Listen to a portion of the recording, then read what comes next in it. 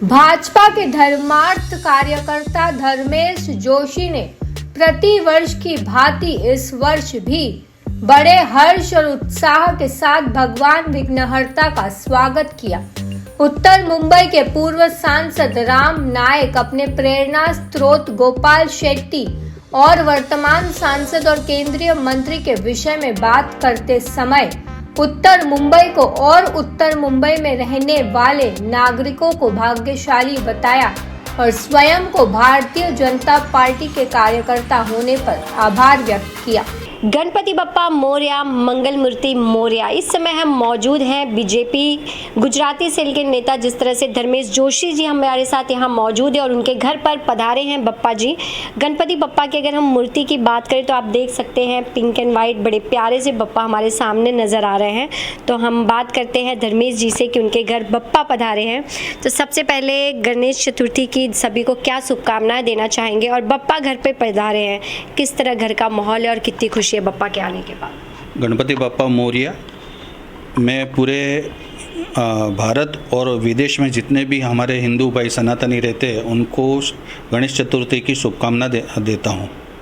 और जैसे कि आपने पूछा कि बापा के आने से क्या महसूस हो रहा है, तो ऐसा लग रहा है कि हम लोग कल रात से सोए ही नहीं। जब से इनका आगमन हुआ है, इनकी प्राण प्रतिष्ठा हुई है, तब से हम लोग इसी तरह से जाग रहे और ऐसा लगे कि समझ रहे कि हमारे बच्चे को किसी की नज़र ना लगे। इतना प्यारा स्वरूप इस समय हमारे घर में विराजमान है बापा का। तो मैं ठाकुर जी की कृपा से बापा यहाँ पर अच्छे से पधारे तो मैं शुक्रिया करना चाहता हूँ। तो जिस तरह से आप घर के अपने काम के साथ साथ आप राजनीति में भी हैं और सोशल वर्क भी आप कर रहे हैं, तो क्या लगता है इन सब काम करने के दौरान बप्पा की कितनी ब्लेसिंग होती है और बप्पा का कैसा आशीर्वाद होता है जो आज अगर आप लेते हैं तो वो काम करने में आपको थोड़ी सी ईजी हो जाता है? देखिए, बापा का आशीर्वाद है तो ही मैं ये सब काम कर पा रहा हूँ, वरना मेरी कोई भी कहीं पर भी स्थान नहीं है। मैं ये समझता हूँ मैं कुछ भी नहीं हूँ। अगर बापा नहीं है, हमारे ठाकुर जी नहीं है, हमारे गुरुदेव नहीं है, तो मेरी कोई समाज में वैल्यू ही नहीं है। मैं ये समझता हूँ इनके आशीर्वाद से ही होता है। साथ में मेरे परिवार का भी सहयोग रहता है, मेरी वाइफ का सबसे ज़्यादा सहयोग रहता है कि मुझे जहाँ जहाँ ऐसा लगता है कि बहुत हार्ड काम के लिए जाना है तो ब्लेसिंग्स भी देती है। तो मुझे लगता है कि गणपति बापा के आशीर्वाद से मेरा फैमिली मुझे बहुत सपोर्ट करता है और मैं चाहता हूँ कि दुनिया में इसी तरह से जो एक समाज सेवा कर सके उसको बापा का आशीर्वाद मिलता ही है। तो बच्चों से लेकर बड़ों सभी के लिए आप कार्य कर रहे हैं, उन्हें सही दिशा में ले जाना, उनकी सही दिशा दिखाना। लेकिन अभी जिस तरह से मैटर बात करें, बंगाल की बात हो या फिर यहाँ के बदलापुर की बात हो, जो महिलाओं को लेकर जो अत्याचार, जिस तरह से ये ऐसी घटनाएं सामने आती है जो लोगों को झिझोर के रख देती है, ऐसी घटनाओं को लेकर आप क्या कहना चाहेंगे और इस पर आपकी क्या तैयारी होगी कि किस तरह से इस घटनाओं को रोकने पर आप काम करेंगे? देखिए, सबसे पहला तो एक इंसान को, एक जेंट्स को ये सोचना चाहिए कि एक माँ से हम पैदा हुए हैं। दूसरी बात, अगर आप किसी को प्यार करते हो या रिलेशन में हो तो उसमें कोई भी छोटी मोटी टकराव हो जाती है, नोकझोंक हो जाती है। तो जैसे श्री राम ने बोला है ना कि वध से भला त्याग, तो उस चीज़ से आप अलग हो जाओ। मगर सामने वाले एक औरत है तो उसको ये सोचो कि अपनी माँ को क्या दिक्कत होगी। हम भी उनके पेट से जन्म लिया है, तो किसी भी औरत के प्रति इतना बुरा अत्याचार नहीं करना चाहिए। और जैसे मैं आर्ट ऑफ लिविंग से बिलोंग करता हूँ तो वहाँ पर गुरुदेव हर इस चीज़ का नॉलेज देते, मेडिटेशन कराते हैं कि हमारी जो विकृति है उसको किस तरह से चेंज किया जाए और किस तरह से समाज के लिए हानिकारक ना हो उसका ध्यान देते हैं। तो मैं समझता हूँ कि हर एक इंसान को आध्यात्मिक में आना ज़रूरी है, क्योंकि क्या होता है, लैक ऑफ नॉलेज है। आज 20 साल पहले आप देखेंगे पेरेंट्स तो वो रामायण साथ में बैठ के दिखाते थे। आज की तारीख में बच्चे खुद मोबाइल पे वो है। तो इससे क्या है कि हमारा मेंटल हेल्थ जो है वो बिगड़ जाता है। और गूगल सर्च करने से आपको मालूम है कि बहुत सारी चीज़ें ऐसी अनवांटेड आती है, तो उससे क्या होता है, हमारी विकृति बाहर आती है। तो एक इंसान ये नहीं सोचता है कि इसको करने के बाद सामने वाली का तो कितना बड़ा बुरा हाल होगा, एक महिला का, और साथ में एक पुरुष को भी कितना भुगतना पड़ेगा लाइफ में। तो ये सब चीज़ उनको आध्यात्मिक में रहना चाहिए, स्पिरिचुअल लाइन के अंदर जाना चाहिए, मेडिटेशन करना चाहिए और भगवान का पूजा पाठ करना चाहिए। आप राजनीति में काफ़ी सक्रिय रहते हैं, चुनाव अभी गया है लोकसभा चुनाव, उसमें भी आप काफ़ी सक्रिय थे। क्या लग रहा है किस तरह से यहाँ का विकास है जो आगे तेज़ी से बढ़ रहा है? अगर पार्टी आपको जिस तरह से अभी जिम्मेदारी दी है, लेकिन उससे ऊपर उठ के भी अगर जिम्मेदारी देती है तो धर्मेश जी कैसे तैयार है? और क्या लगता है आपकी जो कांदीवली है या बोरीवली है वहाँ पर और क्या बदलाव होने चाहिए, या फिर जो काम हो रहे हैं वो जनता के हित में हो रहे हैं?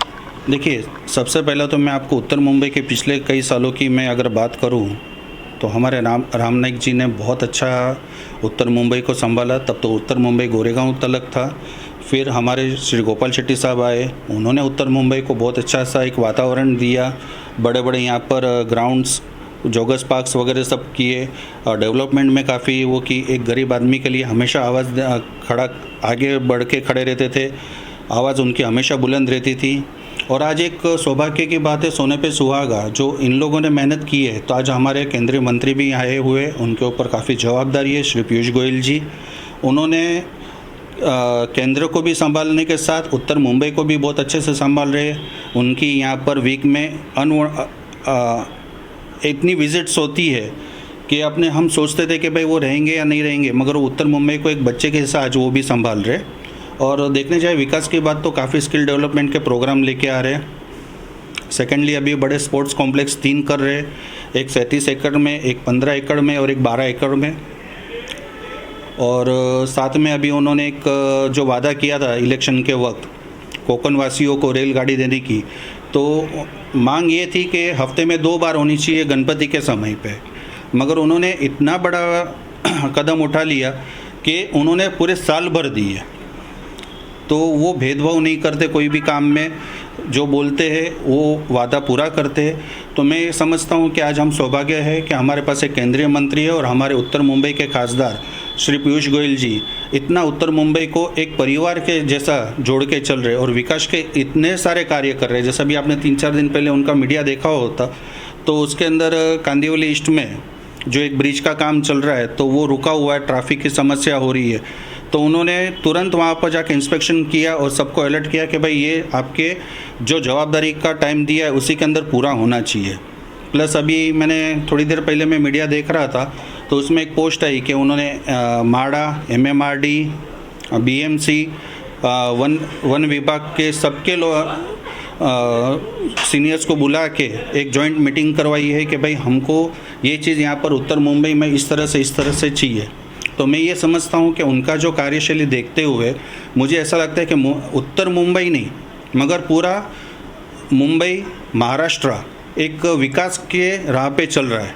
जो हमारे देवेंद्र फडणवीस जी ने इतने सालों से संभाल के रखा, विकास के कार्य आगे बढ़ाए, चाहे उनके ऊपर कितनी भी मुसीबत आई, महाविकास आघाड़ी का जितना भी विरोध रहा, मगर उन्होंने जो वादे किए थे वो सब पूरे किए। तो मैं सौभाग्य मानता हूँ अपने आप को कि उत्तर मुंबई में मैं आज पीयूष जी के अंडर में कार्य करता हूँ।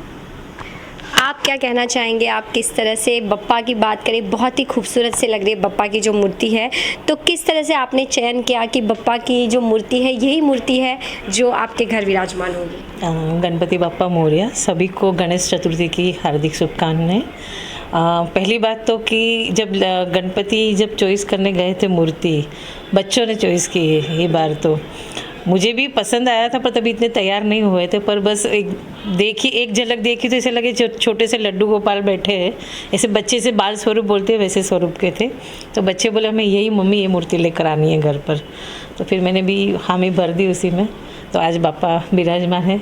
तो आज कैसे पूरा परिवार एक साथ घर पे रहकर बप्पा के साथ वक्त बिताते हैं, क्योंकि लोगों का आना जाना भी होता है और बप्पा घर पे होते हैं, ऐसे में आप भी जिस तरह से वर्क में होती हैं, राजनीति में है, तो किस तरह से आप लोग बप्पा के साथ होते हैं और कितना समय देते हैं बप्पा, और कितने दिन के लिए बप्पा यहाँ विराजमान है? हमारे घर पर 1.5 दिन के लिए बप्पा विराजमान होते हैं। ये 1.5 दिन तो ऐसे है कि भाई ये साल में एक बार ही बापा आते। इच्छा तो होती कि बापा हमेशा यहीं रहे करके, पर जितना भी समय हो सके हम कोशिश करते कि बापा की सेवा में हम निकाल सके।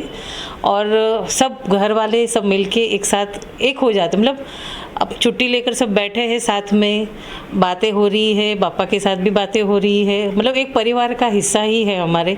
जब मेहमान आते हैं घर में, तो ये तो मेहमान नहीं है, मेरे घर के मतलब सदस्य ही है जो साल में एक बार आते हैं, तो हम उसकी पूरी भाव मतलब जितनी हो सके सेवा करने की कोशिश करें। तो इसमें धर्मेश जी का कितना ध्यान होता है, वो कितना सहयोग करते हैं, चाहे बप्पा के प्रसाद हो या बप्पा के घर को डेकोरेट करना हो, इन सब चीज़ों में उनका कितना सहयोग या फिर उनके कितने आदेश और निर्देश होते हैं? हाँ, ये बात तो आपने बहुत अच्छी से पूछी है, क्योंकि हम लोग सब डिसाइड करते हैं ऐसा करना है ऐसा करना है, पर एज ए पॉलिटिशियन सब काम करते करते भी वो एक बार देख लेते हैं, हाँ अच्छा ये कर रहे हो ना, देखो इसमें ये प्रॉब्लम ना आए करके।